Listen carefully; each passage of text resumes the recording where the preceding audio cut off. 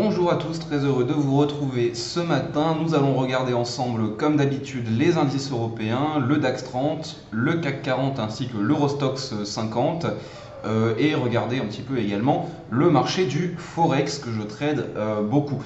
Donc ce matin, on va faire déjà un petit point sur le calendrier économique. Alors là, on est sur le site Forex Factory qui est un petit peu pour moi la référence par rapport au calendrier économique. Les données sont très exactes et on a toutes les données historiques. Voilà, en cliquant ici, on peut avoir des informations en cliquant sur l'icône du dossier. C'est vraiment quelque chose de très très bien fait, ce site internet pour le calendrier économique. Donc aujourd'hui, j'insiste dessus, nous avons le FOMC, c'est-à-dire la décision de taux de la Banque centrale états-unienne avec la conférence de presse qui suivra à 20h30. Donc de 20h à 21h, on aura probablement de très forts mouvements sur indice, sur le dollar US.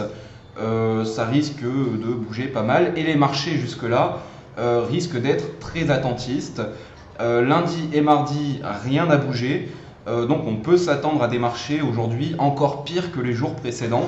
Donc il faut essayer de travailler avec un sens précis, vers des niveaux précis et de surtout pas overtrader, de faire quelques trades. Mais c'est vraiment pas la journée où on va trader toute la journée et faire beaucoup de trades. Il faut rester un petit peu attentiste. Quand les marchés sont attentistes, il faut s'adapter au marché dans ces moments-là.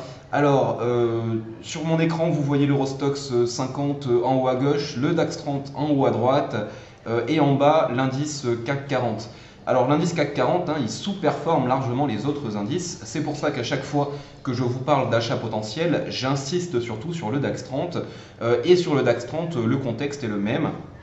Vous prenez la journée du mardi 14 juillet, vous prenez la clôture et les plus hauts du jour, et cela vous donne la zone 12 750, 12 780. Cette zone-là, je l'avais déterminée dès le mercredi 15 juillet. Et vous voyez qu'on y retourne encore et encore. Donc sur le DAX 30, on peut toujours être acheteur vers cette zone de prix-là, 750, 780. C'est un petit peu la seule chose à faire pour moi. Je vous l'ai expliqué, le CAC 40, l'indice CAC 40 sous-performe largement les autres indices. Et ce que j'aimerais plutôt faire sur l'indice CAC 40, je vous l'avais déjà expliqué, c'est plutôt rechercher des shorts sur cet indice un petit peu au-delà potentiellement des 5000. Acheter le CAC 40 est forcément plus compliqué, donc il faut se concentrer plutôt sur l'indice le plus fort qui surperforme les autres avec ce niveau de support-là. Depuis le début de semaine, en fait, les indices ne bougent pas. Donc il faut travailler plutôt en scalping, plutôt sur des UT courtes, dans une optique swing sur indice. Il n'y a bien évidemment strictement rien à faire en ce moment. Concernant le Forex, les indices c'est plutôt simple, ça ne bouge pas, donc on travaille sur des UT courtes, en scalping, avec pour moi un sens prioritaire acheteur sur l'indice DAX 30. C'est la seule chose à faire, avec toujours un niveau d'objectif vers les 12 920 points. Et potentiellement, pourquoi pas les 980, je le vois mal aller beaucoup plus haut cette semaine, puisqu'on est quand même pour moi avec un biais global baissier, même si pour l'instant on tient les supports. On va regarder ensemble également un petit peu le Forex. Alors hier je vous avais parlé de GBP Yen, qui a fait une belle impulsion en cassure des 135,80 mais qui n'est pas allé bien haut. Je le sentais un petit peu et puis j'étais déjà positionné dans GBP CAD, un trade que j'ai envoyé en signal. Alors j'ai voulu vous montrer le trade mais c'est pas le bon compte de trading. En tout cas on est rentré sur GBP CAD à peu près par ici. Il y avait un TP vers les 1,73 à la base mais je l'ai décalé bien plus haut. Donc on est break-even et puis on tient pour aller chercher de mémoire les 1,75,80. À voir si on y va, sinon on coupera un petit peu avant. Et ce matin, moi je remarque un petit peu que l'euro se tient bien.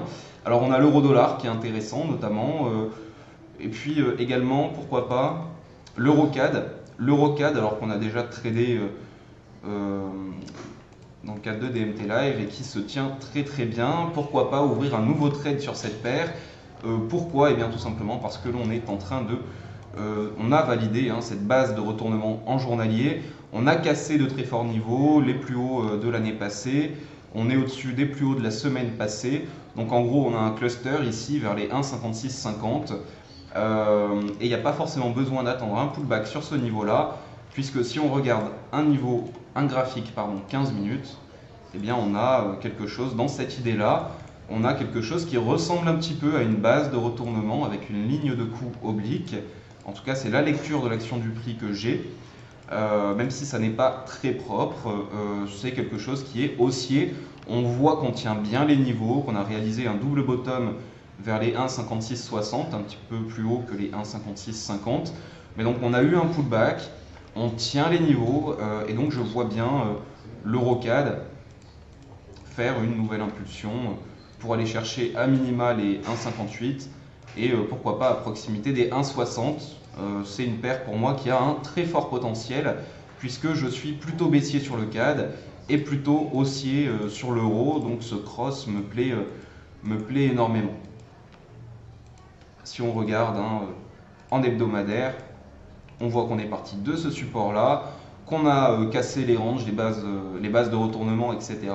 et qu'on est en train de casser de très gros niveaux, même si nous sommes actuellement près d'une zone haute hebdomadaire ici. Pour moi, il reste largement suffisamment de place pour viser par exemple les 1,5980 dans une optique swing. Voilà un petit peu la paire en ce moment qui me plaît pas mal.